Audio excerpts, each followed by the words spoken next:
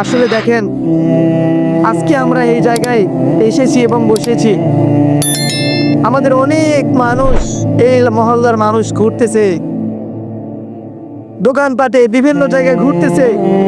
তো এই যে মানুষগুলো যে দুনিয়ার এই গোল বৃত্তের মধ্যে তাদের প্রত্যেকটা কাজ, তাদের কর্ম অনুযায়ী, তাদের চিন্তা নিয়ে কিন্তু দুনিয়ার মধ্যে চলাফেরা করতেছে। আজকে আমরা এখানে এসে বসেছি এই জান্নাতি সামিয়ানার নিচে। আমরা একটা উদ্দেশ্য নিয়ে এখানে বসেছি।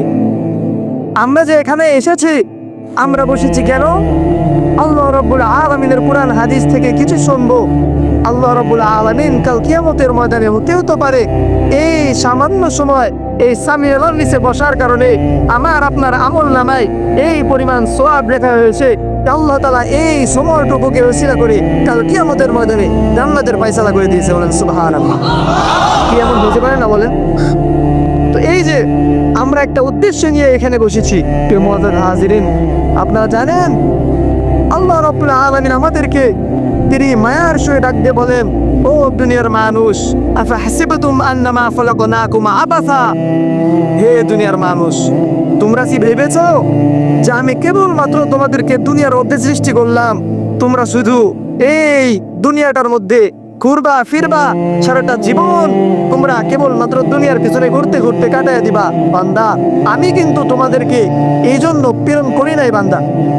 আল্লাহ তাআলা বারবার আমাদেরকে সেই আদম আলাইহিস সালাম থেকে নিয়ে এ পর্যন্ত আমাদেরকে সতর্ক করে আসতেছে, বান্দা তোমরা যেটা ভাবতেছো তোমাদের এই চিন্তাটা সঠিক নয় বান্দা, আমি কিন্তু তোমাদেরকে এমনি সৃষ্টি করি নাই। এটা বারবার আমাদেরকে আল্লাহ রাব্বুল আলামিন বলতেছে।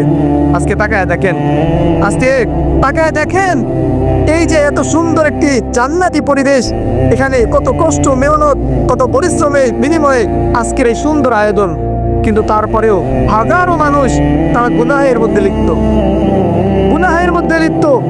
আজকে এলাকার মধ্যে এত সুন্দর একটি আয়োজন করা হয়েছে, আজকে তারপরে কত মানুষ এখন পর্যন্ত গুনাহের মধ্যে লিপ্ত। প্রিয় মুআজ্জাজ হাজিরিন, এটা তাদেরকে আপনারা পায়ে ধরে বললেও তারা বুঝবে না, কারণ আল্লাহ রাব্বুল আলামিন বলে যে আমি তো জাহান্নামও সৃষ্টি করেছি, আমি জান্নাতও সৃষ্টি করেছি।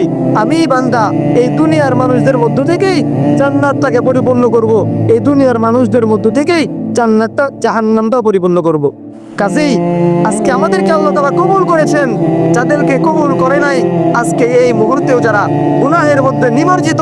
প্রিয় মুআজ্জাজ হাজিরিন, একটু চিন্তা করেন আর কতকাল আমরা এই ব্যস্ত দুনিয়ার পিছনে পড়ে থাকবো? আর কতদিন এই দুনিয়া দুনিয়া করে জীবনটাকে শেষ করব? আসলে দেখেন, দুনিয়াটা কিন্তু আমাদের শেষ হবে না। দুনিয়া আমরা যতদিনই এই দুনিয়ার পিছনে ছুটি, এই দুনিয়া আমাদের শেষ হবে না ভাই। আল্লাহ রাব্বুল আলামিন কুরআনের মধ্যে ছোট্ট একটি সূরা নাজিল করেছেন। এই সূরার মধ্যে আমাদেরকে বলেছেন, বান্দা তোমরা কতদিন আর দুনিয়ার পিছনে দৌড়াবা? আমাদের নবী সাল্লাল্লাহু আলাইহি সাল্লাম, তিনাকে আল্লাহ রাব্বুল আলামিন ডাক দিয়ে বলে, হে হাবিব, আপনি কি জানেন আপনার এই উম্মতগুলো যে দুনিয়ার পিছনে দৌড়ায়, দুনিয়ার পিছনে ব্যস্ত, তারা কতদিন পর্যন্ত এই দুনিয়ার পিছনে দৌড়াবে? যেটা কি আপনি জানেন? আল্লাহ রাব্বুল আলামিন বলেন, আলহাকুমুত তাকাসুর। হে দুনিয়ার মানুষ, তোমরা যে দুনিয়ার সম্পদের পিছনেই পড়ে গেলা, দুনিয়ার সম্পদের পিছনে পড়ে তোমাদের জিন্দগিটা শেষ করছো, আর কত তোমরা এই দুনিয়ার পিছনে দৌড়াইবা? আল্লাহ যখন নবীকে জিজ্ঞাসা করেছে, নবী বলেছেন, ইয়া আল্লাহ, আমি জানি না। বলেন, তখন আল্লাহ বলেন যে, হে নবী শুনেন, আপনার উম্মতদেরকে এই পাগল উম্মতদেরকে বলেন, হাত্তা যুরতুমুল মাকাবির, এই বান্দাগুলো কবরে যাওয়ার আগ পর্যন্ত তারা এই ব্যস্ততা থেকে মুক্তি পাবে না। এটা কার কথা বলেন? এটা কার কথা? আল্লাহ তাআলা বলেছে আমাদের এই ব্যস্ততা কবরে যাওয়ার আগ পর্যন্ত শেষ হবে না ভাই। আজকে আমরা মনে করতেছি যে এই দুনিয়াটা অর্জন করতে পারলেই আমরা সফল হয়ে যাব। আজকে আমরা যুবক ভাইরা মনে করতেছি এশিয়া, ইউরোপ, এখানে এই দেশগুলোর একটা ভিসা যদি আমরা পেয়ে যাই তাহলে আমাদের লাইফটা সেটেল। আরে যুবক ভাই আমার, না, আল্লাহ তাআলা এটাকে সফল বলে নাই। আজকে আপনি মনে করতেছি যে সারা জিন্দগির বিনিময়ে একটা সরকারি চাকরি যদি আমি পেয়ে যাই তাহলে আমার জিন্দগিটা মনে হয় সফল। আল্লাহ বলেন, না বান্দা, না, তুমি এই সরকারি চাকরি এভাবে এশিয়া, ইউরোপ, ইটালি, বিভিন্ন দামি দামি রাষ্ট্রের একটা সার্টিফিকেট, একটা এভাবে যাওয়ার ব্যবস্থা হয়ে গেলে তুমি সফল এটা না। আল্লাহ কোরআনের মধ্যে বলেন যে ওয়াইন্নামা তুওয়াফাউনা উজুরাকুম ইয়াওমাল কিয়ামা। ও দুনিয়ার মানুষ, তোমরা আজকে দুনিয়ার পিছনে ব্যস্ত হয়েছো, তবে কিয়ামতের ময়দানে কিন্তু তোমাদের পরিপূর্ণ উজরত, তোমরা দুনিয়াতে যা কামাই করেছো সব কিছু দেওয়া হবে। প্রিয় মুআজ্জাজ হাজিরিন, আল্লাহ ডাক দিয়ে বলেন বান্দা, হ্যাঁ, যে সেদিন সফল কাম কারা শুনে নাও। আজকে তুমি যে দুনিয়ার পিছনে পাগল হয়েছো এবং মনে করতেছো আমি দুনিয়াটা পেলেই বুঝি আমি সফল হয়ে গেছি, আল্লাহ বলেন না। আল্লাহ বলতেছেন যে সেদিন কিয়ামতের দিন, যেদিন এই সমস্ত মানুষগুলোর মধ্যে থেকে যারা এই জাহান্নামের আগুন থেকে বাঁচতে পারবে, আল্লাহ তাআলা তাদেরকেই সফল কাম বলেছে।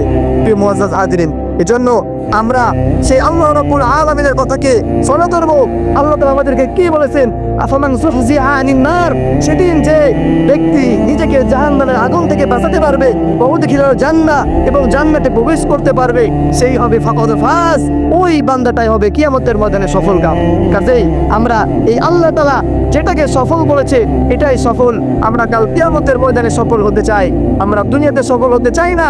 তো আল্লাহ রাব্বুল আলামিন আমাদেরকে এই আল্লাহ তাআলার কথাকে ফলো করে কাল কিয়ামতের ময়দানে সফল কাম এবং সফল ব্যক্তি জান্নাতে হিসেবে জীবন গড়ে এবং জান্নাতটা কামাই করে কাল কিয়ামতের ময়দানে যেন আল্লাহ তাআলার সামনে উপস্থিত হইতে পারি, এই তৌফিক আমাদের সবাইকে আল্লাহ তাআলা দান করুন।